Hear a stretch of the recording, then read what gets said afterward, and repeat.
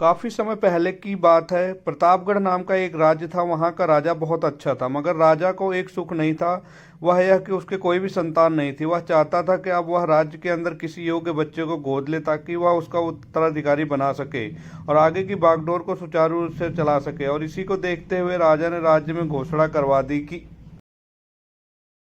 सभी बच्चे राजमहल में एकत्रित हो जाएं। ऐसा ही हुआ। राजा ने सभी बच्चों को पौधे लगाने के लिए भिन्न भिन्न प्रकार के बीज दिए और कहा कि अब हम 6 महीने बाद मिलेंगे और देखेंगे किसका पौधा सबसे अच्छा होगा।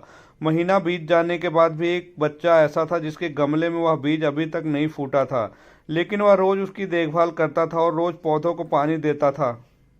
देखते ही देखते 3 महीने बीत गए। बच्चा परेशान हो गया। तभी उसकी माँ ने कहा कि बेटा धैर्य रखो, कुछ बीजों को फलने में ज्यादा वक्त लगता है। और वह पौधे को सींचता रहा। 6 महीने हो गए। राजा के पास जाने का समय आ चुका था, लेकिन वह डरा हुआ था कि सभी बच्चों के गमले में तो पौधे होंगे और उसका गमला खाली होगा। लेकिन वह बच्चा ईमानदार था और सारे बच्चे राजमहल में आ चुके थे। कुछ बच्चे जोश से भरे हुए थे क्योंकि उनके अंदर राज्य का उत्तराधिकारी बनने का प्रबल लालसा थी। अब राजा ने आदेश दिया कि सभी बच्चे अपने अपने गमले दिखाने लगे, मगर एक बच्चा सहमा हुआ था क्योंकि उसका गमला खाली था। तभी राजा की नज़र उस गमले पर गई और उसने पूछा, तुम्हारा गमला तो खाली है। तो उसने कहा, लेकिन मैं इस गमले की 6 महीने तक देखभाल की है। राजा उसकी ईमानदारी से खुश था कि उसका गमला खाली है, फिर भी वह हिम्मत करके यहाँ आ तो गया।